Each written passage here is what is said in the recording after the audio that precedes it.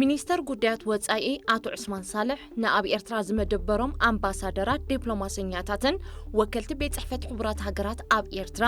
አብ ማእከላይ ቤት ጽሕፈቱ ሎሚ 18 መጋቢት ርክብ አካይዱ ሚኒስተር ዑስማን እዚ አብ ሰዓታት ቀድመ ቀትሪ አብ ዘካይዶ ርክብ ቀንዲ አተኩሩኡ ነቲ ብወገን ኢትዮጵያ ብመዳይ ዜና ዲፕሎማስን ወተሃደራውን መዳይ ዘካይዶ ዘሎ ዘመተታት ቅጥዒ ንምግባር እዩ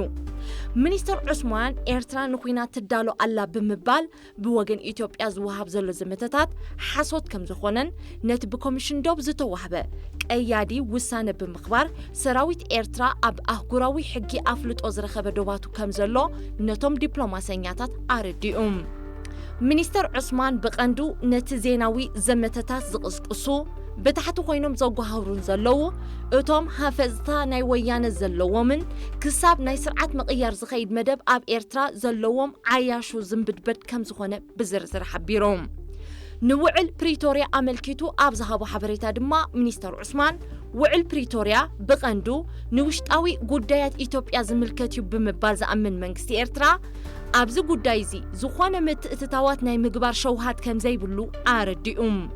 ብተወሳኺ ከምቲ ብመንገዲ ሚኒስተር ዜና ኣቶ የማነ ገብረ መስቀል ክሕበር ዝቐነየ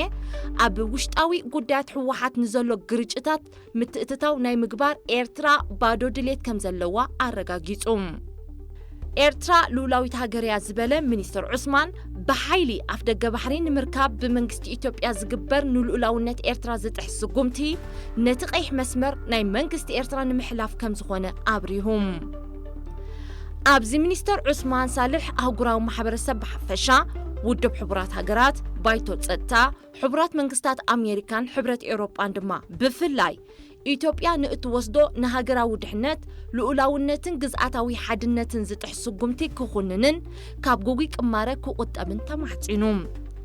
ጓል ነዳያ ትመስል እንክበሃል ቀዳማይ ሚኒስተር አብይ አሕመድ ልክዕ ከም ዝሓለፉ ስርዓታት ኢትዮጵያ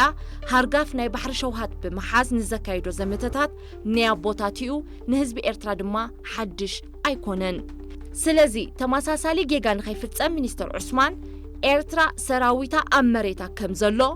ብኢትዮጵያ ዝወሃብ ዘሎ ናይ ኣፍደገ ባሕሪ ዋንነት ዝምልከትን ንኣብ ስምምዕ ፕሪቶሪያ ዘለዋ መርገጽን ሓንሳብ ንሓዋሩን ንጹር ገይርዎ ኣሎ